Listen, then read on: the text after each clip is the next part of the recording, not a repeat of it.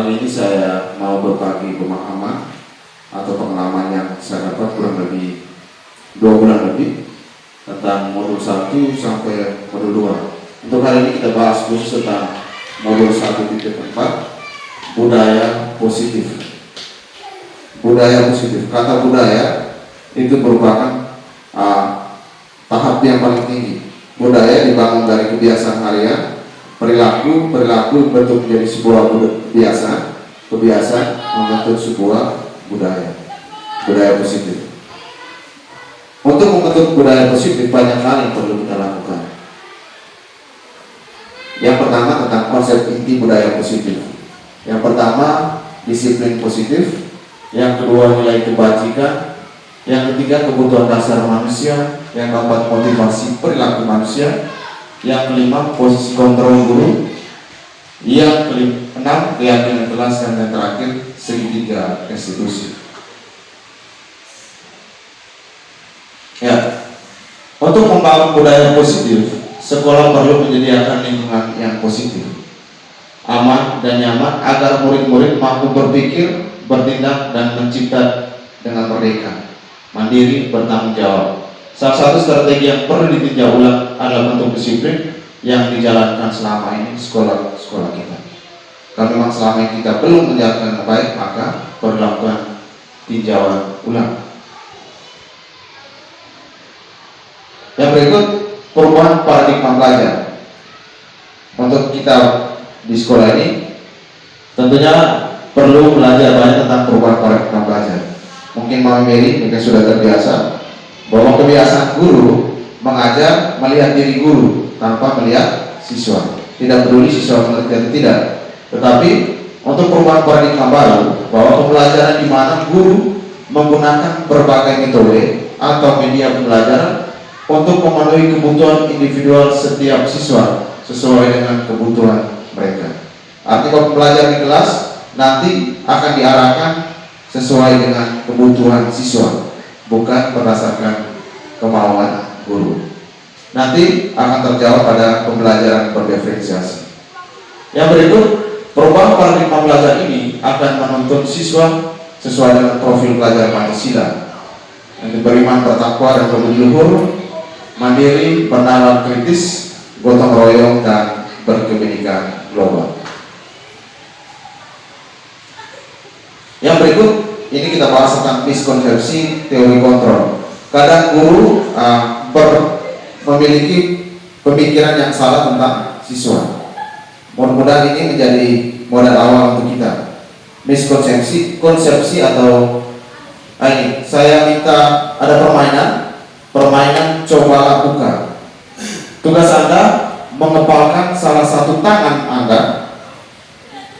Coba Anda bayangkan bahwa Anda sedang menyimpan barang yang paling berharga di dalam tangan ini. Barang yang paling berharga di dalam tangan. Kemudian Anda perlu menjaga sekuat tenaga karena Anda begitu penting untuk kehidupan Anda. Tugas rekan Anda mencoba dengan segala cara untuk membuka kepala tangan Anda. Kemudian teman Anda boleh membujuk, menghardik, menggoda, bahkan menawar Anda dengan uang agar bersedia membuka kepala tangan. Jadi saya minta Mbak Mary untuk berdiri di depan. Saya minta juga bantuan Ibu Karo. Ya, di depan. Ya, Ibu Karo. Kita kasih 1 menit. Jadi anggap saja bahwa di dalam saya tangan kanan saya Mbak Mary, tangan kanan saya. Ya, di dalam tangan kanan ada barang yang paling berharga dalam hidup untuk Mbak Mary punya. Kemudian Ibu Karo, saya berikan kesempatan 1 menit untuk merayu, bayar, atau marah dengan cara pun membuka. Jadi di dalam barang paling berharga. Oke, silakan Ibu Karo, 1 menit. Tidak boleh tertawa. Ya, mau bisa paksa, rayu, marah, hardik. Ya, itu paling berharga, di dalam paling berharga.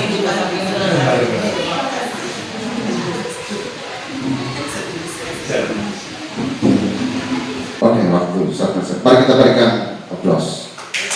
Ya. Jadi coba Saudara buka, ini makna terkait pandangan kita tentang siswa. Kadang kita berpikir bahwa siswa itu kita marah, kita rayu, kita pukul, itu bisa memberikan sesuatu yang berharga dan karakteristik atau potensinya. Kadang potensi miskonsepsi ini yang berlaku untuk guru dan termasuk saya. Mari kita lihat miskonsepsi ini. Ini ilusi adalah sebuah khayal semata bahwa guru itu mengontrol murid. Itu keliru. Bahwa guru mengontrol murid itu baik dengan cara guru. Pada saat kita dapat memaksa murid berbuat sesuatu jika murid tersebut memilih untuk tidak melakukannya dengan cara apapun. Walaupun tampaknya kita sedang mengontrol perilaku tersebut, hal ini karena murid tersebut sedang mengizinkan dirinya untuk. Jadi ketika kita memerintah, bukan karena kita, tetapi dia memerintah dirinya sendiri. Saat itu bentuk kontrol guru menjadi kebutuhan dasar yang dipilih. Teori kontrol menyatakan bahwa semua perilaku memiliki tujuan, bahkan terhadap perilaku yang tidak disukai. Ini nanti kita bahas tentang teori kontrol. Yang berikut, ilusi bahwa semua pengetahuan positif, efektif dan bermanfaat. Jadi penguatan positif atau bujukan, karena kita sebagai bentuk kontrol mempengaruhi siswa. Yang berikut, karena kita hanya sebatas ilusi bahwa kritik dan membuat orang merasa bersalah dapat menguatkan karakter. Ini paling berbahaya. Mengkritik atau memberikan rasa bersalah untuk mengontrol murid menuju pada identitas gagal, membuat siswa itu menjadi rendah diri. Jadi kritik atau membuat rasa bersalah ini paling berbahaya. Yang berikut, ilusi bahwa orang dewasa memiliki hak untuk memaksa. Karena kita yang lebih besar memiliki hak untuk memaksa, padahal anak itu memiliki potensi karakternya masing-masing. Yang ini perlu kita lakukan perubahan paradigma atau pemikiran. Kadang kita berpikir bahwa kebutuhan semua siswa dan guru itu sama, padahal ternyata kebutuhan kita itu berbeda-beda. Semua orang melihat hal yang sama. Guru kadang melihat bahwa siswa harus berpandang sama dengan saya. Ternyata siswa juga memiliki gambaran atau pandangan yang berbeda. Yang berikut, kita mencoba mengubah agar orang berpandang sama dengan kita. Mereka memiliki pandangan yang berbeda siswa. Perilaku buruk dilihat sebagai suatu kesalahan. Karena kita melihat itu sebagai suatu kesalahan. Tetapi ternyata perilaku buruk siswa itu karena ada tujuan tertentu. Nanti juga kita bahas. Yang berikut, orang lain bisa mengontrol saya. Karena kita pikir bahwa kita bisa mengontrol murid, tapi ternyata yang bisa mengontrol siswa tersebut adalah dirinya sendiri. Ada pada saat titik kalau dia tidak mau, dia tidak mau. Yang berikut, saya bisa mengontrol orang lain. Nah, ini yang agak berbahaya. Padahal orang itu tidak bisa mengontrol orang lain. Pemaksaan ada pada saat bujukan gagal lain. Jadi kita saling orang timur dalam diskusi juga sangat luar biasa, karena kita bagian budaya timur, kalau bujuk kita bujuk tidak bisa lagi berkata bakor, harus tanam yang luas. Padahal kita bisa menggunakan beberapa cara kolaborasi atau konsensus atau pilihan-pilihan yang lain. Nanti kita bahas juga, ada materi di dalam. Yang berikut, model berpikir menang kalah. Kalau guru di sekolah itu harus menang, ya toh. Tetapi padahal kita harus berpikir bahwa antara guru dan siswa harus sama-sama menang. Ya, ini ada kata-kata Stephen Covey yang penulis, banyak sekali tulisannya diambil dalam modul ini, bahwa bila kita ingin buat kemajuan perlahan, sedikit demi sedikit ubahlah sikap dan perilaku Anda. Namun bila kita ingin memperbaiki cara utama kita, maka kita perlu mengubah kerangka acuan kita. Ubahlah bagaimana Anda melihat dunia, bagaimana Anda berpikir tentang manusia. Ubahlah paradigma Anda, skema pemahaman dan penjelasan aspek-aspek tertentu tentang realitas. Jadi yang paling penting adalah ubah kerangka acuan. Kalau kita mau lembaga ke depan, maka kita perlu membuat program-program yang jelas, kerangka yang jelas. Oke, yang berikut berkaitan dengan disiplin positif. Kata disiplin berasal dari bahasa Latin disciplina, yang artinya belajar atau disiplin, juga berasal dari akar kata yang sama dengan disciple, murid atau pengikut. Untuk menjadi seorang murid atau pengikut, seseorang harus paham betul alasan mengapa mereka mengikuti suatu aliran atau ajaran tertentu, sehingga motivasi yang terbangun adalah motivasi intrinsik yang berasal dari dalam dirinya, bukan dipengaruhi oleh lingkungan luar. Ini luar biasa. Ada suatu kata-kata Ki Hajar Dewantoro bahwa disiplin yang dimaksud adalah disiplin diri yang memiliki motivasi internal, motivasi yang berasal dari diri. Jika kita tidak memiliki motivasi di dalam diri, maka kita memerlukan pihak lain untuk mendisiplinkan kita, atau motivasi eksternal karena berasal dari luar, bukan dari dalam diri kita. Jadi ini penekanan luar biasa bagi kita yang tidak didisiplinkan oleh orang lain, artinya bahwa kita sudah disiplin. Yang berikut, nilai-nilai kebajikan. Untuk budaya positif di sekolah juga harus menanamkan nilai-nilai kebajikan. Artinya bahwa nilai-nilai disepakati bersama itu tidak lepas dari suku bangsa, agama, bahasa maupun latar belakangnya. Nilai-nilai kebajikan yang diyakini seseorang, maka motivasi instrinsiknya akan terbangun sehingga menggerakkan motivasi dari dalam untuk mencapai tujuan mulia yang diinginkan.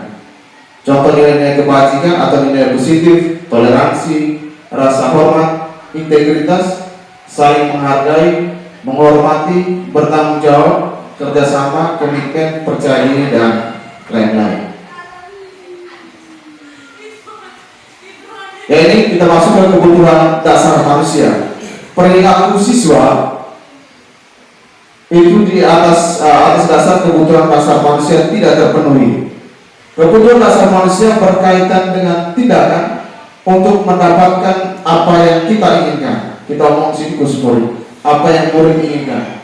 Semua tindakan untuk memenuhi kebutuhan dasar manusia. Perilaku siswa itu untuk memenuhi kebutuhan dasar manusia. Ada 5 kebutuhan dasar. Yang pertama, kebutuhan bertahan hidup. Yang kedua, kebutuhan akan kasih sayang, kebutuhan akan kesenangan, kebutuhan akan kebebasan, dan kebutuhan akan kekuasaan. 5 kebutuhan dasar manusia tadi. Yang pertama, bertahan hidup. Bertahan hidup ini secara fisiologis atau kita bisa lihat dengan mata. Misalnya berkaitan dengan makanan, pakaian, istirahat, tempat berlindung, keamanan, dan kesehatan. Ini kita bisa lihat. Misalnya kalau pakaiannya tidak terpenuhi pakaian, bisa kita lihat bahwa robek. Kalau makanannya tidak terpenuhi, kita bisa lihat dia lemas. Yang berikut, kasih sayang. Bahwa siswa juga ingin ada kebutuhan dasar kasih sayang, rasa diterima, dipedulikan, berbagi, bekerja sama, menjadi bagian dari suatu kelompok. Jika kebutuhan akan kasih sayang ini tidak terjawab di rumah, maka siswa akan melakukan hal-hal di sekolah atau dalam kelas untuk disayangi oleh teman-teman atau oleh bapak ibu guru. Itu penting sekali. Yang berikut, kebutuhan akan penguasaan, harga diri, keinginan untuk dianggap dan meninggalkan pengaruh. Jikalau di rumah siswa ini ditekan, maka di kelas dia akan merasa kebutuhan penguasaan tidak terpenuhi, maka di kelas dia akan merasa berkuasa. Yang berikut, kebebasan.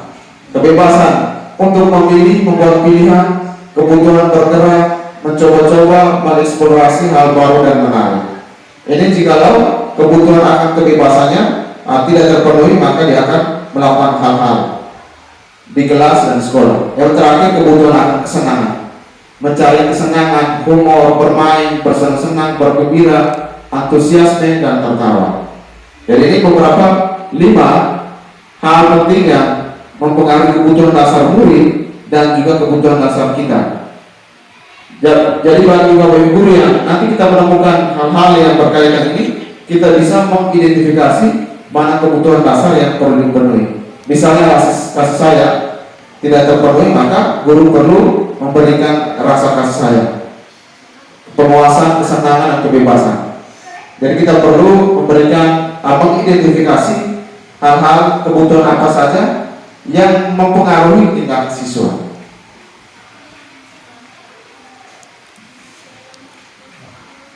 Yang berikut motivasi perilaku siswa. Untuk motivasi perilaku siswa ini ada 3. Yang pertama untuk menghindari hukuman. Yang kedua untuk mendapatkan imbalan atau penghargaan, dan yang ketiga untuk menghargai diri sendiri sesuai dengan nilai yang dipercayanya. Kadang siswa datang pagi hanya sebatas menghindari hukuman. Misalnya pagi pikirnya Pak Eman Kane, pasti mereka datang lebih awal untuk menghindari hukuman. Yang kedua, ada siswa juga yang diiming-iming untuk juara 1, misalnya mendapat motor. Ada. Setelah juara 1, dia tidak bisa kembali lagi juara 1 karena sudah dapat motor. Ini mendapat hanya sebatas mendapatkan imbalan atau penghargaan. Dan yang kalau untuk menghindari hukuman dan mendapatkan imbalan penghargaan itu merupakan motivasi ekstrinsik atau motivasi yang berada di luar dirinya. Yang paling penting tugas kita sekolah mendorong budaya positif agar siswa tersebut mampu menghargai dirinya sendiri sesuai dengan nilai-nilai yang dipercaya. Misalnya pagi terlambat, tidak mau takut terlambat karena misalnya takut ketinggalan materi di kelas. Ini kita perlu dorong siswa agar tumbuh motivasi intrinsik maksudnya. Yang terakhir, yang berikut posisi kontrol seorang guru. Ini penting. Kita bisa melihat diri kita sendiri selama ini, posisi kontrol saya sebagai seorang guru seperti apa. Yang pertama sebagai penghukum, yang kedua pembuat rasa bersalah, yang ketiga sebagai teman, yang keempat sebagai pemantau, dan yang kelima sebagai manajer. Pada cara pribadi dalam evaluasi ada refleksi bahwa lebih banyak kepada penghukum, kemudian membuat rasa bersalah, dan sebagai pemantau. Untuk posisi guru terbaik itu menempatkan diri pada posisi manajer. Jadi posisi manajer itu tingkat guru yang sudah taraf benar-benar guru. Kita lihat bagaimana cara bedah kasus dari masing-masing guru. Ini saya ambil satu contoh kasus. Contoh penerapan teori kontrol untuk kasus siswa datang terlambat ke sekolah. Untuk siswa datang terlambat ke sekolah, untuk guru penghukum pasti kita memberikan sanksi, misalnya polus ke sini, berbentuk 15 menit. Ini berkaitan dengan guru penghukum. Artinya bahwa ketika besok dia tidak bisa,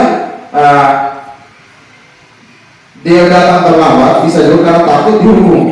Karena kita tidak bisa mendorong motivasi intrinsiknya tumbuh dalam dirinya sendiri. Artinya bahwa untuk posisi penghukum ini memberikan sanksi berupa fisik atau ketidaknyamanan. Yang berikut untuk guru yang sifatnya membuat rasa bersalah, dia sering memberikan siswa dalam artinya itu rasa bersalah. Misalnya sudah berapa kali kamu terlambat, kamu selalu mengecewakan saya. Ini biasa yang dilakukan oleh guru-guru. Misalnya udah dicocok ke wali kelas, saat pendekatan berapa kali kamu terlambat, kamu telah mengecewakan saya sebagai wali kelas. Kemudian siswanya nanti akan merasa bersalah. Ini akan berbahaya karena akan bisa membuat siswa menjadi rendah diri. Yang berikut sebagai teman. Ini kadang guru juga kita sebagai teman. Ini juga berbahaya, membuat siswa itu tidak menganggap guru. Kadang, ayo dong ikuti aturan sekolah, tolong bantu saya, jangan terlambat lagi. Jadi seperti omong sebagai teman. Ini yang berbahaya juga. Kadang siswa juga tidak menganggap kita. Yang berikut sebagai pemantau. Pemantau ini menuju ke manajer. Pemantau ini lebih banyak berkaitan dengan aturan-aturan sekolah. Ini kamu terlambat artinya kamu telah melanggar aturan sekolah. Saya akan mencatat skor pelanggaran. Ini berkaitan dengan pemantau. Dia seperti wasit. Dia tinggal catat. Ini kayaknya lebih layak ke Pak Anu mencatat segala skor. Ini sebagai pemantau. Dan yang paling penting itu sebagai manajer. Manajer, fungsi posisi manajer ini mencari tahu akar persoalan serta bersama-sama siswa mencari solusinya. Misalnya, kenapa kamu terlambat? Nah, misalnya tadi malam saya tidur jam 2 Pak, atau jam 11 atau jam 1 Pak. Kemudian bersama siswa akan mencari solusinya. Bagaimana caranya besok kamu tidak terlambat lagi? Nanti ada respon dari siswa, oh boleh Pak besok saya tidur lebih awal, atau boleh Pak besok bisa berkomunikasi dengan orang tua untuk kontrol dari rumah. Ini juga penting. Jadi bersama siswa untuk mencari solusi. Jadi kalau besok masih terlambat lagi, maka kita perlu melakukan pendekatan lagi. Ada konsensus atau pendekatan-pendekatan lain. Untuk saat sekarang kita dilarang untuk melakukan kekerasan fisik. Jadi dalam reaksi pribadi saya bahwa kekerasan fisik yang saya lakukan itu sebagian diri saya di masa lalu mungkin. Tapi jangan guru juga libat sebar-sebaran. Yang berikut keyakinan sekolah atau kelas. Banyak sekali. Dulu ada kesepakatan kelas, ada peraturan. Sekarang ada lagi keyakinan kelas atau sekolah. Semakin banyak istilah. Untuk keyakinan sekolah atau kelas, guru mewujudkan terbentuknya keyakinan sekolah atau kelas dengan adanya kesepakatan antara guru dan murid. Jadi perlu ada kesepakatan antara guru dan murid. Nah, ada siapkan langkah-langkahnya. Kesepakatan antara guru dan murid. Guru di sini lebih bagusnya ada guru wali kelas. Yang berikut, keyakinan sekolah dibuat dalam bentuk pernyataan yang mudah dipahami dan wajib diterapkan di sekolah atau kelas. Ya, merumuskan keyakinan kelas. Yang pertama, siswa menuliskan keyakinan kelas yang mereka inginkan. Jadi misalkan ada hal-hal yang awal semester kita perlu membuat keyakinan kelas. Setiap siswa menulis mau ingin kelasnya seperti apa. Mereka menuliskan, misalnya jangan buang sampah sembarangan, jangan berkata kasar dan lain-lain.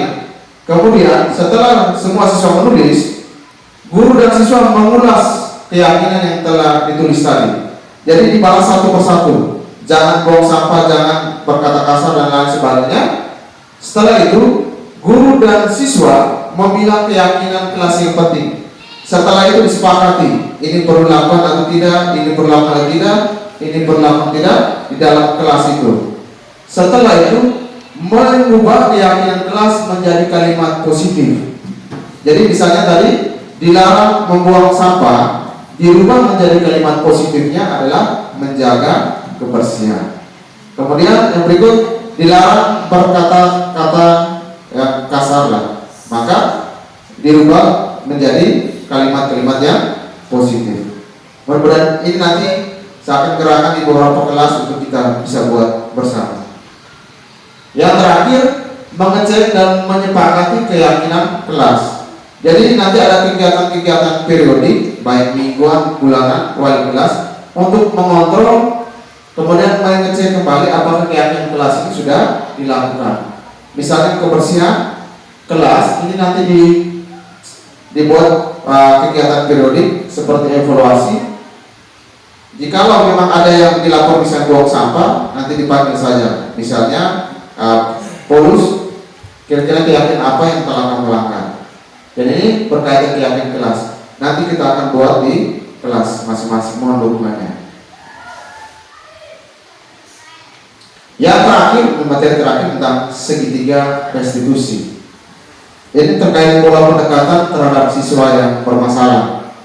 Ada 3 tahapan segitiga restitusi. Yang pertama, stabilkan identitas, validasi tindakan yang salah, dan menanyakan keyakinan. Untuk stabilkan identitas, itu kita bisa menggunakan kata-kata.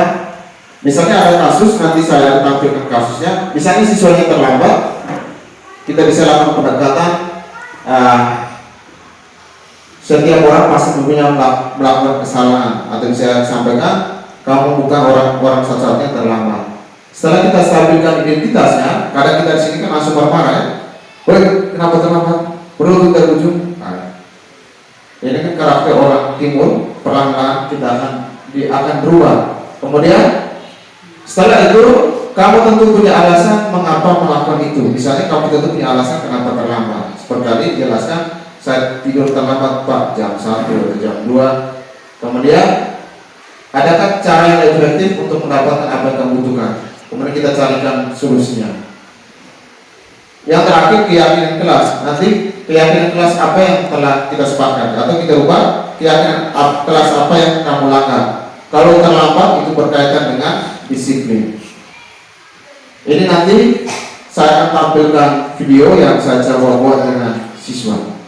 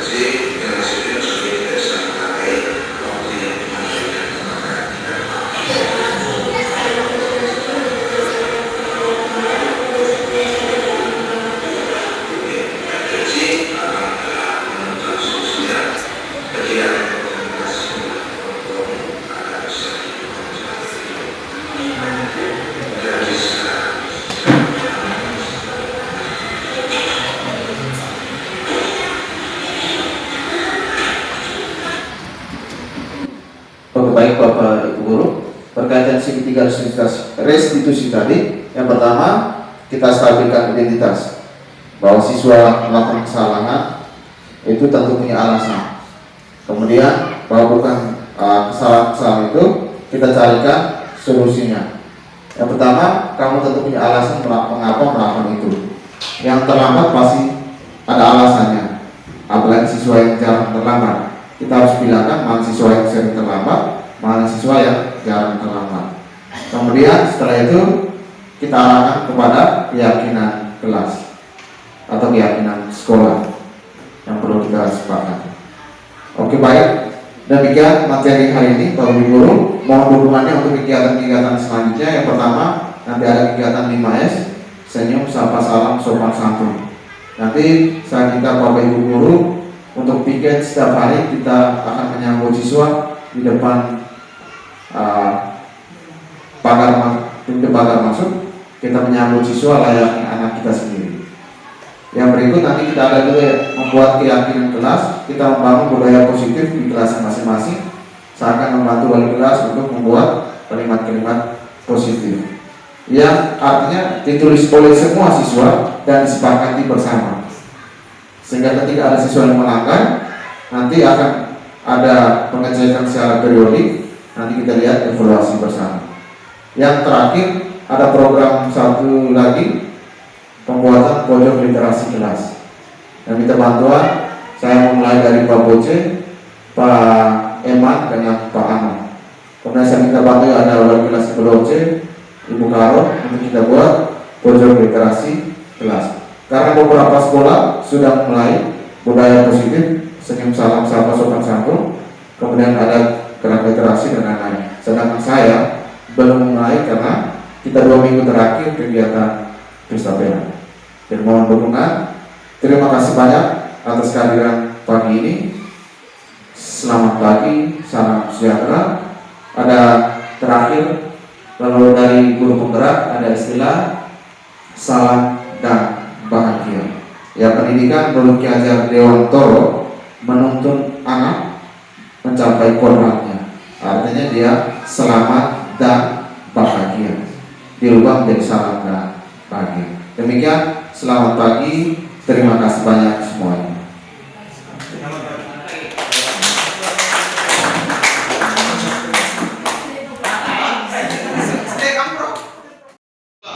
Semangat pagi. Pagi.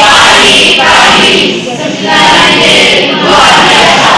Saya sehat, saya kuat. Terima kasih Tuhan.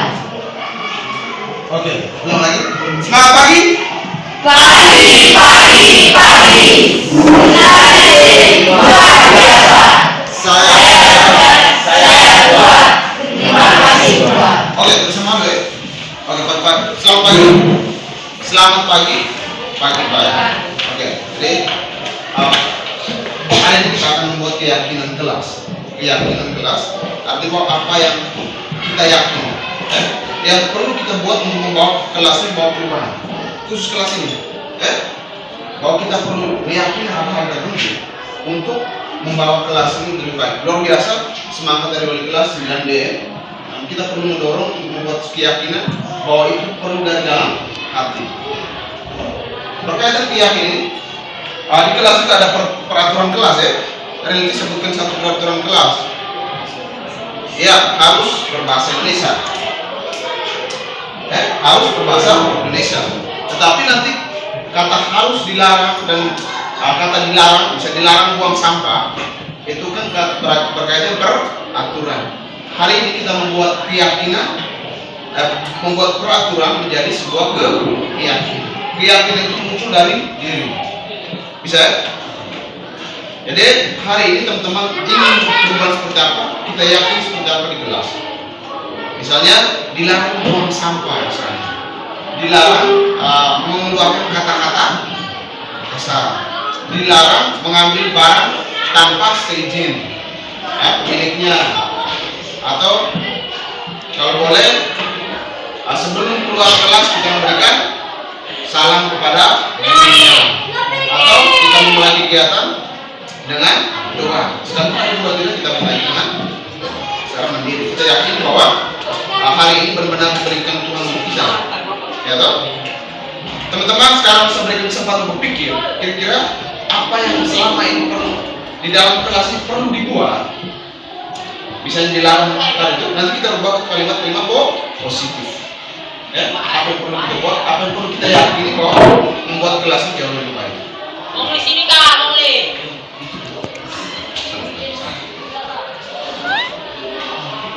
Sudah, hari ini saat membagi kertasnya untuk kita tulis. Kalau satu boleh, lebih dari ini juga boleh. Bisa?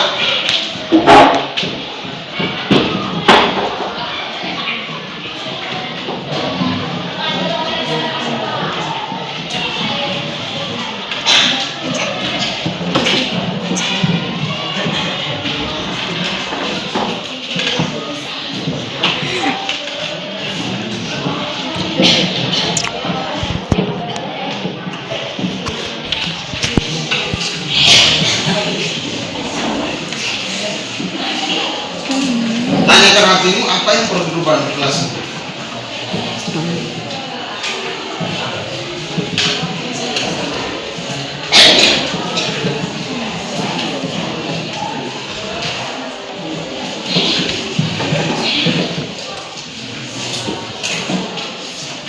Tulis bisa boleh lebih dari satu.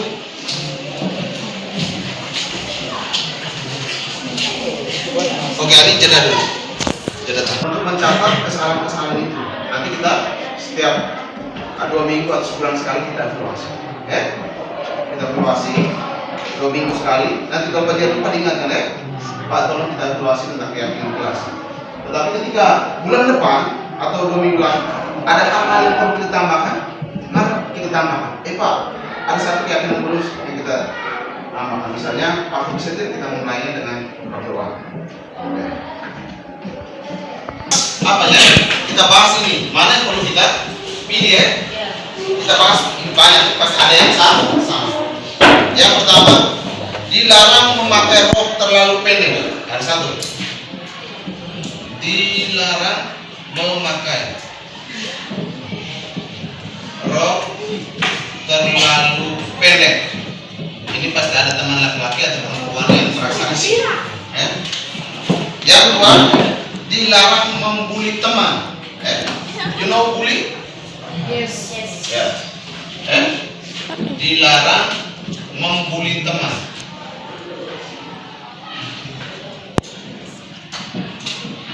Oke, yang berikut. Dilarang mengambil barang-barang teman tanpa izin. Dilarang mengambil barang tanpa izin. 4. Dilarang berkata kotor di kelas.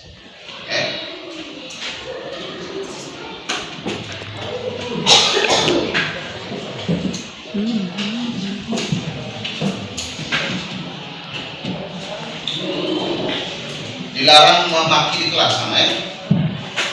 Dilarang membuang sampah sembarangan. Dilarang membuang sampah sembarangan.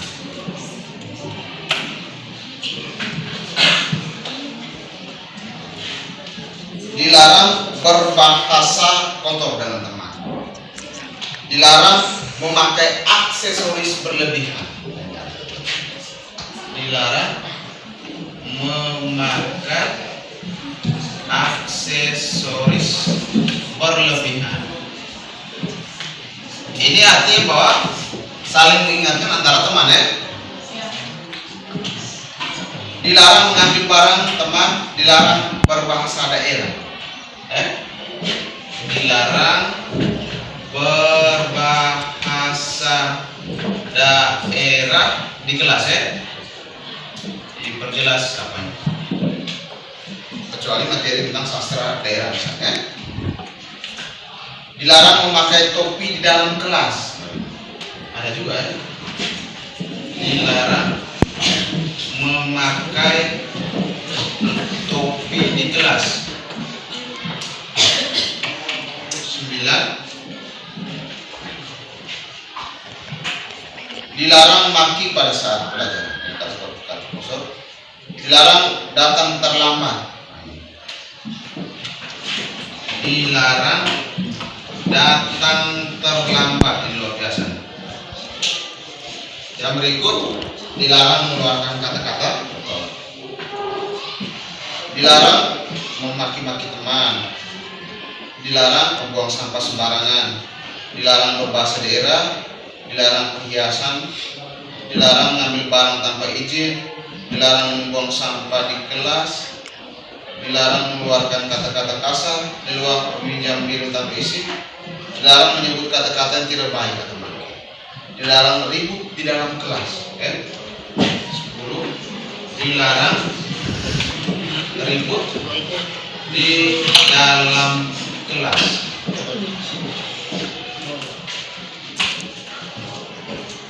Dilarang memakai aksesoris yang berlebihan. Dilarang maki. Dilarang buang sampah sembarangan. Dilarang berkata kasar, harus bahasa Indonesia. 30 berhalangan tidak masuk kelas. Semua harus tenang. Dilarang ribut ya. Dilarang merusak barang orang lain. Mengambilnya. Dilarang mengambil atau merusak ya. Merusak barang milik orang lain. Dilarang berkata-kata. Dilarang mengeluarkan kata kotor. Tidak baik. Tidak boleh kurang ajar terhadap teman. Makin kurang ajar ya. Tidak boleh buang sampah sembarangan. Dilarang datang terlambat. Dilarang rambutnya lace. Dilarang rambutnya dilace. Dilarang rambut dilace atau berwarna. Dilarang berbahasa daerah. Dilarang mengambil barang, mengeluarkan kata-kata. Dilarang mengeluarkan kata dalam buang sampah sembarangan. Oke? Ini artinya kata-kata yang nuansa negatif. Sekarang kita merubah menjadi sebuah keyakinan. Saya tanya dulu, apakah semua ini kita sepakat untuk kita gunakan? Sepakat atau ada yang perlu kita hapus? Sepakat? Luar biasa. Yang pertama, dilarang memakai rok terlalu pendek. Ini bahasa positifnya kemana? Menggunakan seragam, pakaian seragam dengan sopan. Saya ubah menjadi menggunakan pakaian seragam dengan sopan.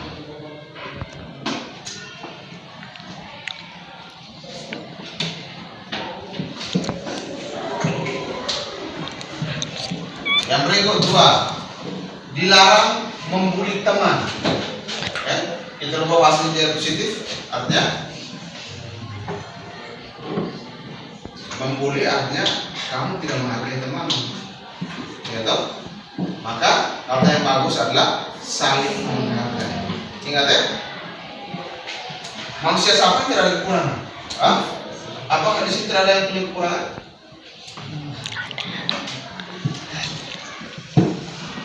Yang berikut, mengambil barang atau merusak barang.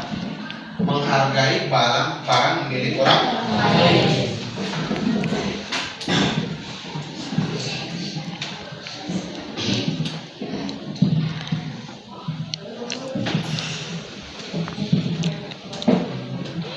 Yang berikut, 4, dilarang berkata kotor. Itu yang dicocoknya ke dilarang katanya dan saling menghargai, ya? Saling menghargai. Yang berikut, dilarang membuang sampah sembarangan. Ya, ini kata yang paling bagusnya adalah diubah kalimat positifnya menjadi menjaga kebersihan.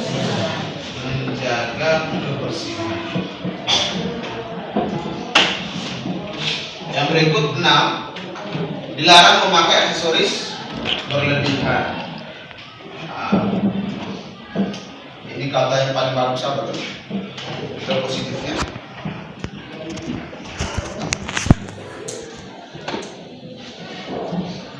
Kita jeda dulu ke 17. Dilarang berbahasa daerah, menggunakan bahasa Indonesia di kelas ya. Di lingkungan menggunakan bahasa Indonesia di lingkungan sekolah. Yang berikut, dilarang memakai topi di kelas. Dilarang memakai aksesoris. Satu ya. Dilarang datang terlambat. Kita rubahnya menjadi apa bahasanya positif apa? Disiplinlah. Berikut 9, dilarang ribut di dalam kelas. Bahasa positifnya apa? Ya, menjaga ketenangan di kelas.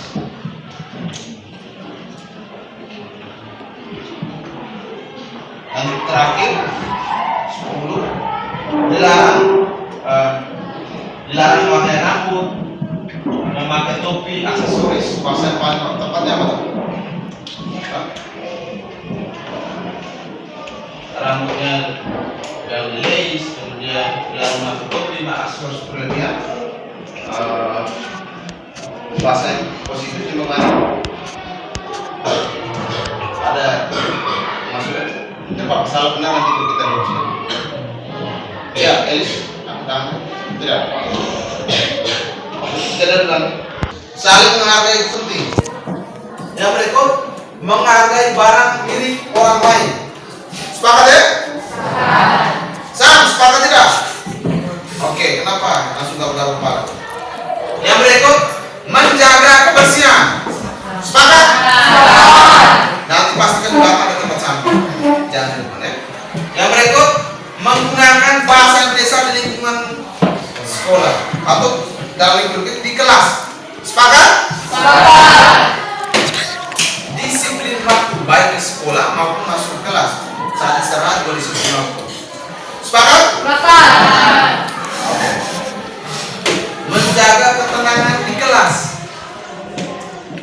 Artinya bahwa kelasnya tenang. Nanti kita akan buat pojok literasi di sini. Saya dan Kaiman kita berkolaborasi akan mewarnai kelas ini akan menjadi cantik. Apakah kita sepakat menjaga ketenangan di kelas? Radit? Oke. Yang berikut mematuhi aturan sekolah, artinya bahwa tidak rambut tidak berwarna, tidak memakai anti berlebihan, dan rambutnya tidak memakai topi, rambutnya tidak berwarna. Sepakat? Oke. Jadi keyakinan ini menjadi keyakinan kelas dengan turun-turun yang ada. Jadi kita meyakini nanti kita akan evaluasi secara periodik. Kita akan evaluasi secara terus sampai teman-teman bisa berubah. Bukan berubah jadi Spiderman, tapi bisa menjadi perilaku yang lebih. Oke? Pas nanti. Sekarang ada ya.